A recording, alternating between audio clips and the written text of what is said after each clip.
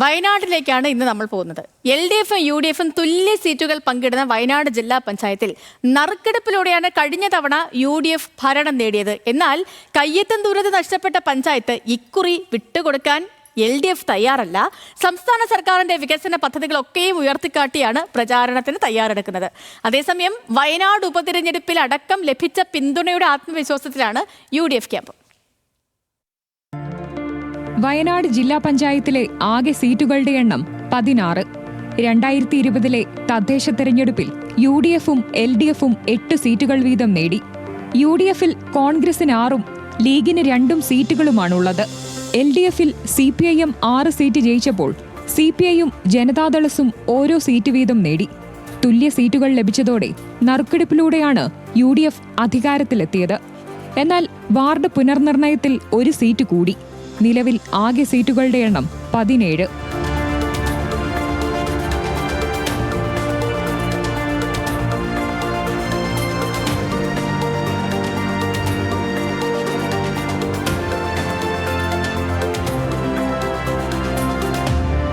തദ്ദേശ തെരഞ്ഞെടുപ്പ് അടുക്കുമ്പോൾ പ്രധാനമായും 3 വിഷയങ്ങളാകും വയനാട്ടിൽ ചർച്ചയാകുക: ഉരുൾപൊട്ടൽ ദുരന്തബാധിതരുടെ പുനരധിവാസം, മനുഷ്യ വന്യജീവി സംഘർഷം, വികസന പ്രവർത്തനങ്ങൾ.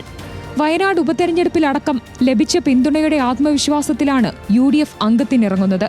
പ്രാദേശിക വിഷയങ്ങൾ തെരഞ്ഞെടുപ്പിൽ ചർച്ചയാകുമെന്ന് ഉറപ്പാണ്. നിലവിൽ ഇത് UDFിന് അനുകൂലമായ സാഹചര്യമാണ് വയനാട് ജില്ലാ പഞ്ചായത്തിന് പൊതുവെ ജില്ലയിലെ തദ്ദേശ സ്ഥാപനങ്ങളിലും ഉള്ളത്. വലിയ പ്രയാസങ്ങളില്ലാതെ മുന്നോട്ട് കൊണ്ടുപോകാൻ പറ്റി. വയനാട്ടിൽ ഓരോ ലോക്കൽ ബോഡിയുടെയും ഏറ്റവും അടിസ്ഥാന പ്രശ്നങ്ങൾ തന്നെ ചർച്ചയ്ക്ക് വരും. കാരണം ജനങ്ങളുടെ വീടുമായി ബന്ധപ്പെട്ട ചർച്ച ഇപ്പോൾ തന്നെ എല്ലാ മേഖലയിലുണ്ട്. കാരണം നമുക്ക് ലൈഫ് ഭവന പദ്ധതി പ്രകാരം ജനറൽ വീടുകൾ SC/ST ഒഴികെ ജനറൽ ആളുകൾക്ക് വീട് കൊടുക്കാൻ കഴിഞ്ഞത് വയനാട്ടിലെ കേവലം 5 പഞ്ചായത്തുകൾക്ക് മാത്രമാണ്. പിന്നെ ഫണ്ട് അലോക്കേഷൻ മാർച്ച് 25-ാം തീയതി ഫണ്ട് തരും, മാർച്ച് 31-ന് ട്രഷറി പൂട്ടും എന്നുള്ളത് കൊണ്ടുള്ള പ്രതിസന്ധി ഉണ്ടായിട്ടുണ്ട്. എന്നാൽ 2ാം പിണറായി സർക്കാരിന്റെ വികസന പ്രവർത്തനങ്ങൾ എണ്ണിപ്പറഞ്ഞാണ് LDF തെരഞ്ഞെടുപ്പിനെ നേരിടാനൊരുങ്ങുന്നത്.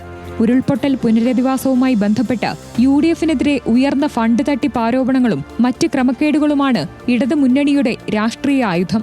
വയനാടിന്റെ ചിരകാല അഭിലാഷമായിരുന്നു നമ്മുടെ തുരങ്കപാത എന്നത്. അതിന് 2400 കോടി രൂപ വകയിരുത്തിയിരിക്കുന്നു. വയനാടിന്റെ മെഡിക്കൽ കോളേജ് എന്ന സ്വപ്നം യാഥാർത്ഥ്യമായി കഴിഞ്ഞു. ഇപ്പോൾ ഏറ്റവും പ്രധാനം നമ്മുടെ പെർമനന്റ് പുനരധിവാസം എന്ന നിലയിൽ ടൗൺഷിപ്പാണ്.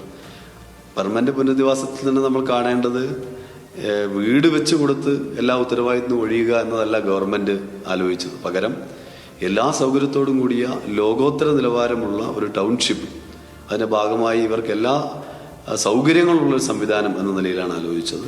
LDFും UDFും മാറി മാറി ഭരിക്കുന്ന വയനാട്ടിൽ ഇത്തവണ നില മെച്ചപ്പെടുത്താനാകുമെന്നാണ് BJPയുടെ പ്രതീക്ഷ.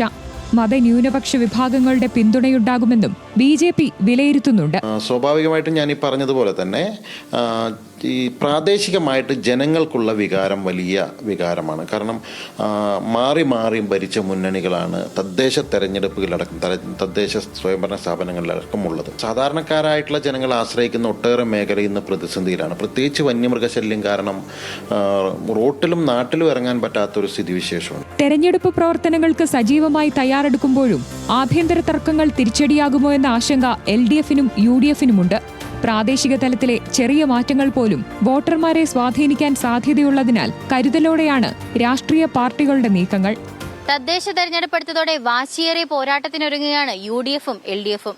ഒപ്പം ആത്മവിശ്വാസത്തോടെ BJPയും ഒപ്പമുണ്ട്. ക്യാമറാമാൻ റിന്റുവിനോടൊപ്പം ലിനറ്റ് വർഗീസ്, ന്യൂസ് മലയാളം, വയനാട്.